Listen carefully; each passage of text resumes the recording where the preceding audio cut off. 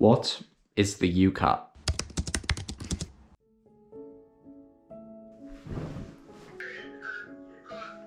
Happy Monday everyone, and to all the Year 12s about to finish college, happy holidays. For you med applicants, that means you're going to be sitting the UKAT this summer most likely.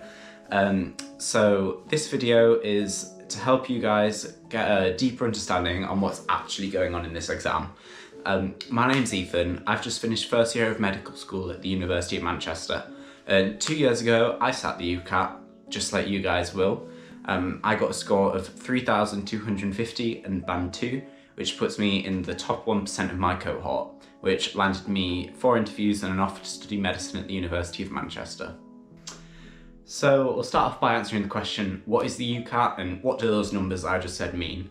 So the UKAT is the entrance exam every medical student needs to take, every aspiring medical student needs to take in the United Kingdom and a couple of other countries like Australia and New Zealand. And it comprises of 5 different sections.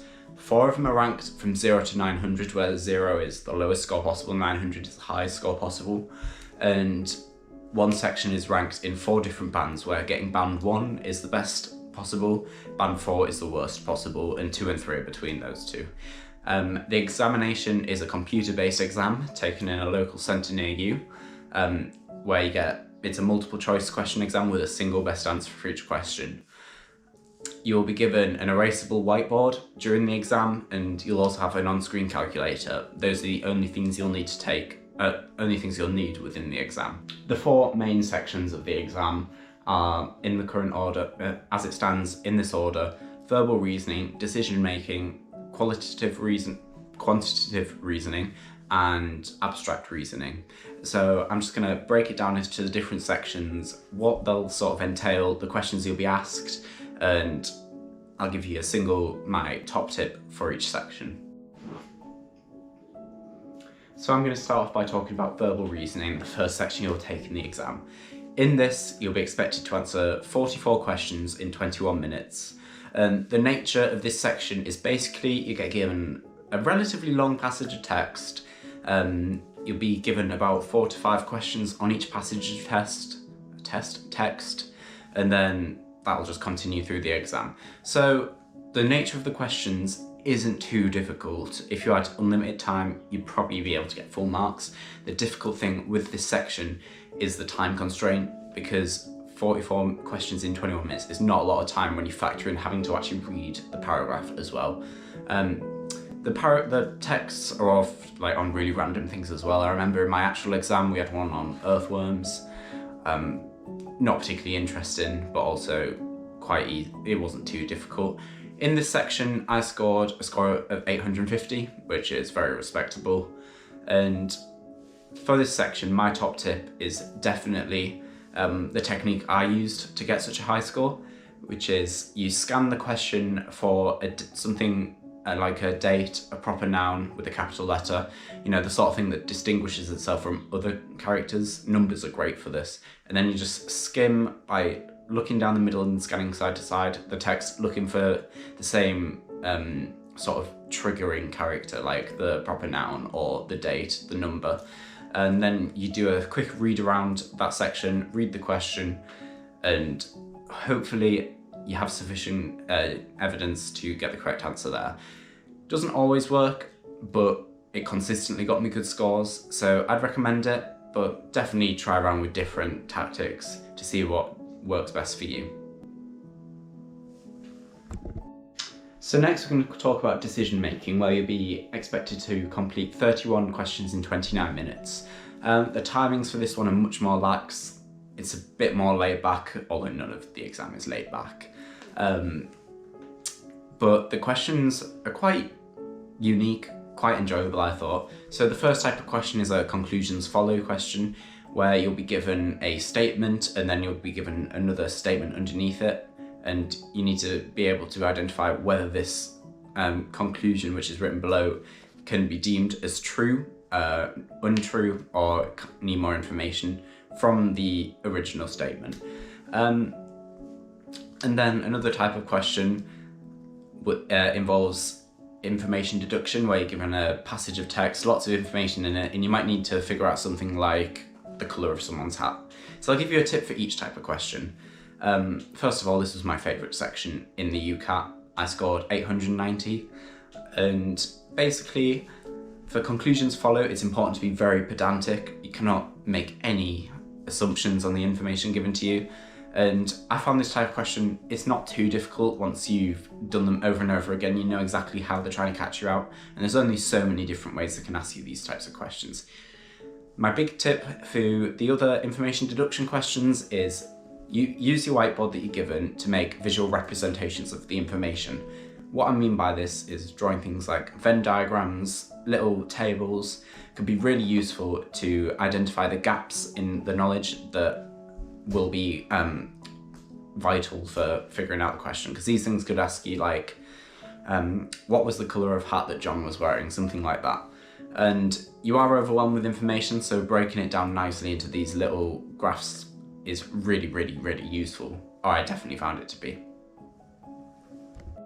The next section is quantitative reasoning, which was my best section. I got a score of 900 on this, and I found this section, it was okay.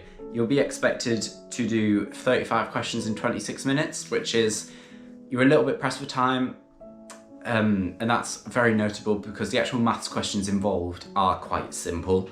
It is literally the fact that you have so little time for each one that makes it difficult. So a big thing for me is you'll be given only an on-screen calculator, which is very clunky. Definitely need some time to practice with it because it will bulk it down time-wise compared to using a handheld one, which isn't permitted in the exam. Also, a huge tip for me, if your mental maths is good, if you can do sums very quickly in your head via practice or whatever means you can, this might save you up to 10 seconds per question, which in an exam of the nature of the UKAT is absolutely vital. Another big tip for me is some of the questions in this section in particular are very long-winded and take quite a lot of time. With the time constraints of the UKAT, it might be worth guessing them and moving on, purely because every question gives you exact same amount of marks. So you might be able to get 3 marks in the same time it'll take you to get 1. And if you are struggling with this section, that can really boost up your score a little bit, I found, in the early days of preparing for the UKAT. Then we move on to the bane of my existence, the 4th section of the UKAT, which is abstract reasoning. So in this section, you'll answer 50 questions in 12 minutes, making it the most time constrained of the bunch. And they're looking for your pattern recognition skills in this. So the format of the majority of the questions will be, you have set A and set B. Each set has 6 boxes with sort of patterns and shapes inside, and you need to find the rule and then decide whether a subject in the question belongs to set A, set B, or neither. So the hardest part of this is identifying the rule. Once you've done this, you can fly through the questions. But basically, I'll give you an example to help you understand it better. Set A, every box might have an even number of sides, whereas set B, every shape in the box might have an even number of sides, whereas set B, every shape in the box might have an odd number of sides. That would be an example. And then if you had a subject which had only squares in it, that would belong to set A because it has only an even number of sides on the shapes. I found it quite hard to give advice for this because I struggled. I think this more than any other section you sort of click with or you don't. But something that helped me was using an acronym like SCANS, where you look for the shape, arrangement, where you look for the shape, colour, arrangement or angles, the number of shapes, or the lines of symmetry. Obviously this isn't foolproof. There's plenty of circumstances where this won't apply at all, but I think as a general rule, this is a really good system to at least get you some of the patterns. And especially when you're starting out with the UKAT prep, it can be really, really useful just to give you a better idea of what's going on. But in general, I struggled with this section the most. I really felt the time pressure, and this led to me underperforming in it compared to the other sections. Last section, situational judgment test. I think this is generally agreed to be the easiest part of the exam. So this part of the exam, you'll be given a situation, and then there's 5 answers: very appropriate, appropriate, slightly, 4 sections, slightly inappropriate, very inappropriate. And you'll be given a response to the situation. You have to determine how appropriate it is.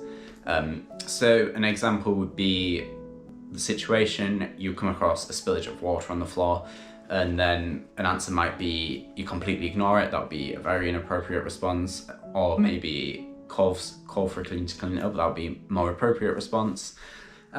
So this is quite an easy section. It's what I'd recommend you start your prep with, and hopefully you can all get band 1 or band 2. I did get band 2, so I did miss out on the top spot, but can't win them all. My top tip for this would be the General Medical Council have a document called Good Medical Practice. If you read that, it will basically outline everything you need to know to respond appropriately to situations that might be thrown at you. So yeah. So this has been a very brief guide to what to expect from the UKAT, aimed mainly at you Year 12s who are looking into it for this summer. In future, I'll give you a video of more in-depth question types, how to answer questions, and even more tips on each of the sections to perform to the best of your abilities. Because for many of you, this will be the most stressful 2 hours of your life so far. It will determine a lot with regards to your medical school journey. It all really starts from the UKAT. So I hope this video has been useful. If you have any further questions, please do leave a comment or send me a message. But thank you guys so much for watching. And if you enjoy this and want to see more in the future, please do consider subscribing and give it a like, because it really helps.